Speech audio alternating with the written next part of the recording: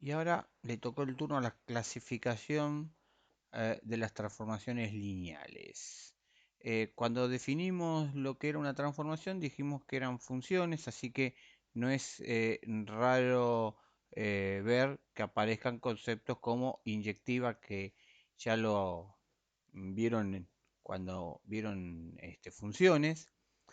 Básicamente vamos a tener que una transformación puede ser inyectiva, que también se dice que es un monomorfismo, puede ser sobreyectiva, que también se le dice epimorfismo, y puede ser biyectiva, que también se lo llama isomorfismo.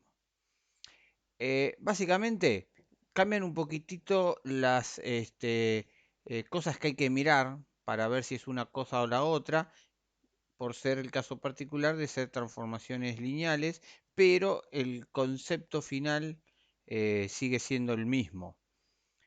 ¿Cuándo una función es inyectiva o monomorfismo?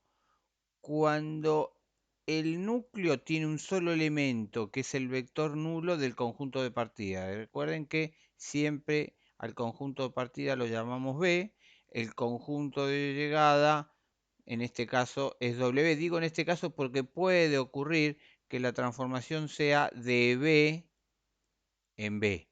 O sea, un caso particular donde el subespacio de entrada y el subespacio de salida es el mismo. Pero cuando queremos diferenciar uno del otro, de entrada a lo que sería el dominio lo llamamos B, y a lo que corresponde a codominio lo llamamos W.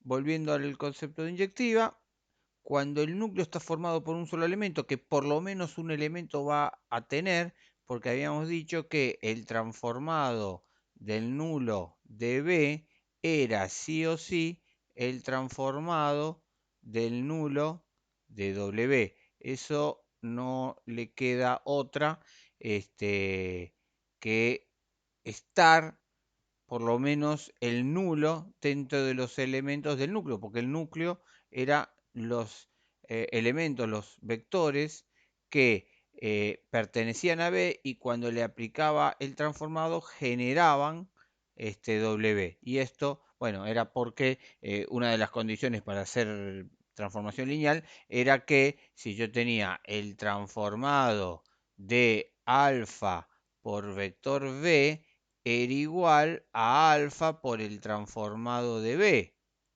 Entonces, eh, para el caso particular de alfa igual al 0, al número real 0, al escalar 0, me queda de este lado el transformado del nulo de B, porque esto está dentro de la transformada, y de este lado me queda 0 por el transformado de B, que es un vector de W. O sea que este 0 que quedó acá hace que todo esto me genere el vector nulo de W. Cuando de este lado, como el 0 lo tengo dentro de la transformación, lo que tengo es el nulo de B.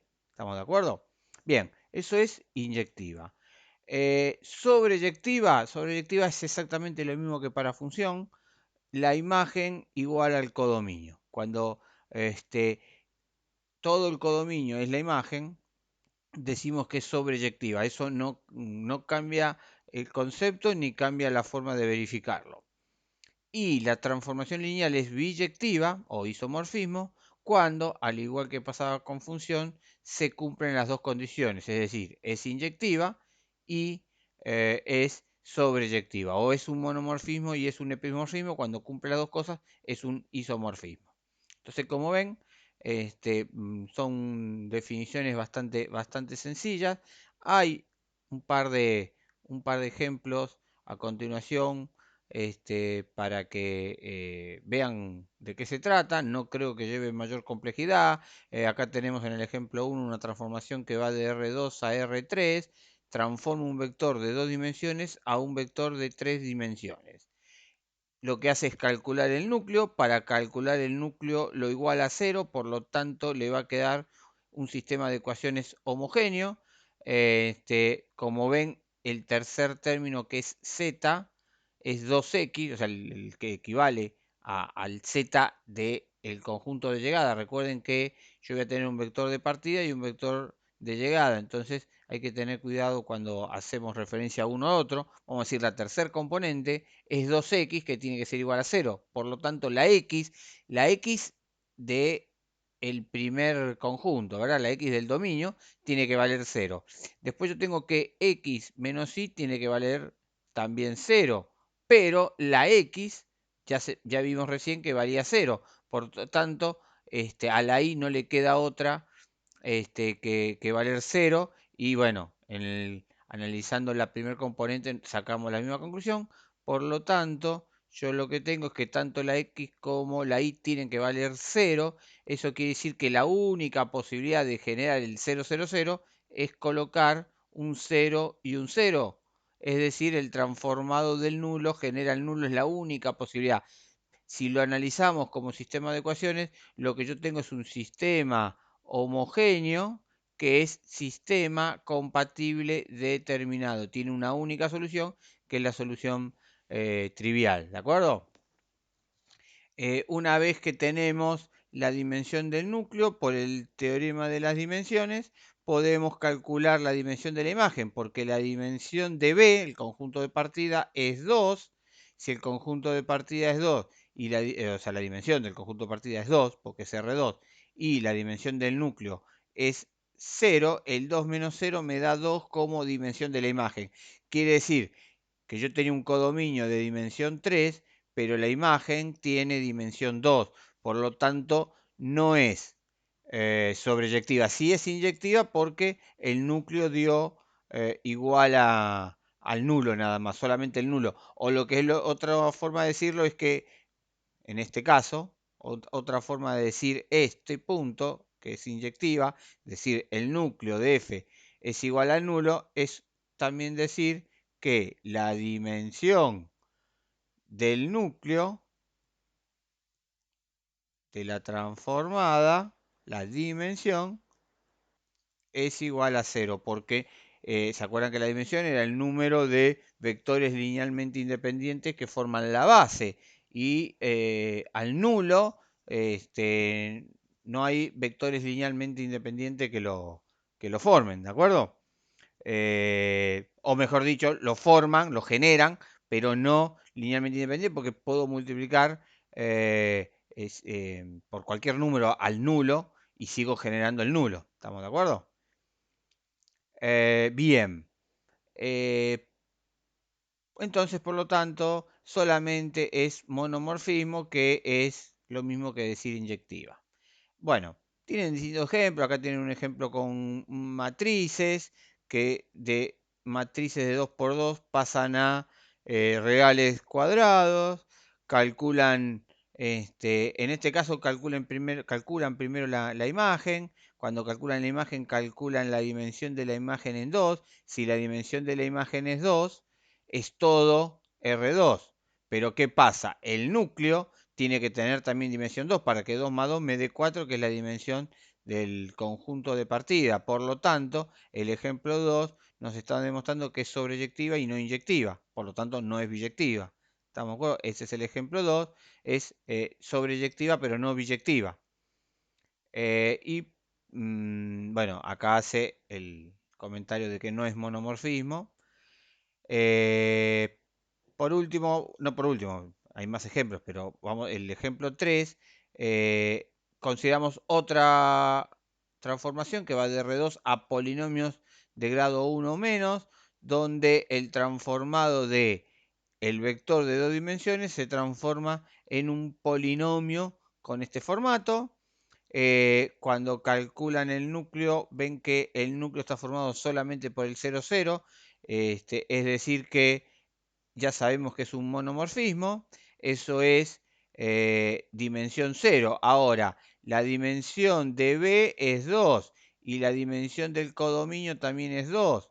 Entonces, la dimensión de la imagen más la dimensión del núcleo, que vale 0, me tiene que dar 2. La imagen vale 2, quiere decir que es sobreyectiva, por lo tanto cumple con monomorfismo y epimorfismo, por lo tanto es un isomorfismo o biyectiva. ¿Estamos de acuerdo? Bueno, hay más ejemplos, los dejo para que los vean ustedes. Hay una propiedad que habla de que si yo tengo una transformación de B a W con una restricción, la dimensión del conjunto de partida es igual a la dimensión del conjunto de llegada, es decir, a un número n, va a ocurrir que si es inyectiva, sí solo sí es sobreyectiva y sí solo sí es biyectiva. ¿Por qué? Porque si yo tengo que la dimensión del núcleo más la dimensión de la imagen es igual a la dimensión de B, que en este caso sería n, pero que también es la dimensión de W, cuando cumple alguna de las condiciones, quiere decir o que esto vale 2, perdón, no 2, me equivoqué, o esto vale n, porque logro que el codominio y la imagen sean iguales, y si esto vale n, a este no le queda otra que valer 0, esa sería una posibilidad, o la otra posibilidad es que el núcleo tenga 0, y si el núcleo tiene 0, quiere decir que a este no le queda otra que valer n para que la suma de n. Entonces, si es inyectiva, me garantizo ya que sea sobreyectiva y biyectiva por lo tanto. Si es sobreyectiva, me garantizo que sea inyectiva y por lo tanto biyectiva. Y si es biyectiva, por definición, este, tiene que cumplirse que sea inyectiva y sobreyectiva simultáneamente. Ojo, que eso no quiere decir que cuando ocurre esto son las tres cosas. Quiere decir que si ocurre esto y ocurre una de las tres, son las tres cosas. ¿Estamos? Bien, acá hay algunos ejemplos explicando, hay algún ejercicio. Fíjense que sistema de ecuaciones, determinantes. Acá tenemos la transformación que partimos de una base que es la base canónica. Aparece el concepto de rango. Todas cosas del primer parcial. Lo interesante de este ejemplo, que lo dejo para que lo miren ustedes tranquilo en casa, que es bien, bien integrador, aparecen todas cosas que vimos en el primer parcial. Y algo importante, salvo las definiciones y salvo el concepto de calcular los transformados, no hay nada más nuevo en este ejercicio, desde el punto de vista de resolución, ¿tá? Desde el punto de vista de herramienta. No cambian las cuentas, son las mismas cuentas que vimos en el primer cuatrimestre. Lo que cambia es a qué se lo estamos aplicando, las conclusiones que usamos, las propiedades que tenemos para usar, pero desde el punto de vista de cálculo, digamos, estamos usando las mismas herramientas. Bien. Y acá terminaríamos este video. Eh, Destacar el nombre del video que sigue. Teorema fundamental de las transformaciones lineales. Si lo llama fundamental, por algo será, ¿verdad? Eh, es, eh, eh, no es difícil, al contrario, pero verdaderamente es un teorema muy importante para lo que es la continuación de la materia. Entonces, lo vamos a ver en el próximo video, pero ya voy destacando que vamos a ver un teorema que se llama teorema fundamental. ¿Está?